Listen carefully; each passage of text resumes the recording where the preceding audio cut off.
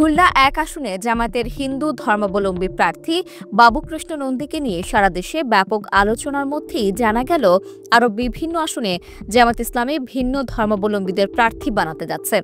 বিশেষ করে যেসব আসনে হিন্দু ধর্মাবলম্বী ভোটার অনেক বেশি, সেখানে জামায়াত গ্রহণযোগ্য কোনো সনাতন ধর্মাবলম্বীকে প্রার্থী করতে যাচ্ছে।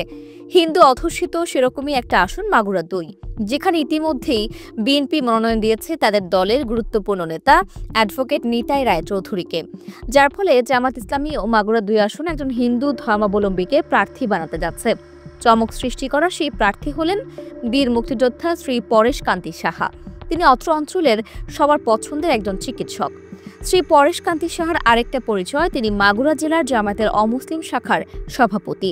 একজন সনাতন ধর্মাবলম্বী হয়েও কেন তিনি জামায়াতে যোগ দিয়েছেন, এরকম প্রশ্নের জবাবে শ্রী পরেশ কান্তি সাহা বলেছিলেন, ৫ই আগস্টের পরবর্তী সময় আমি জামায়াতে ইসলামের সঙ্গে সংশ্লিষ্ট হয়েছি। তার কারণ আমি দেখেছি বিগত সরকারগুলো, অর্থাৎ ৭১-এর পরবর্তী সময়ে যে সরকারগুলি এখানে এসেছে, সত্যিকার অর্থে সংখ্যালঘুদের জন্য কেউ তেমন কোনো কাজ করেনি। আমরা বিভিন্ন ক্ষেত্রে ন্যায় বিচার পাইনি। এখন কল্যাণমুখী যে রাষ্ট্র গঠন করার যে প্রক্রিয়া চলছে, আমরা তা একত্রে মিলেমিশে এই বাংলাদেশকে সমৃদ্ধশালী একটি দেশে পরিণত করতে চাই। এই জন্যই আমরা জামায়াত ইসলামের সঙ্গে সংশ্লিষ্ট হয়ে কাঁধে কাঁধ মিলিয়ে এই দেশটাকে বিনির্মাণ করতে চাই।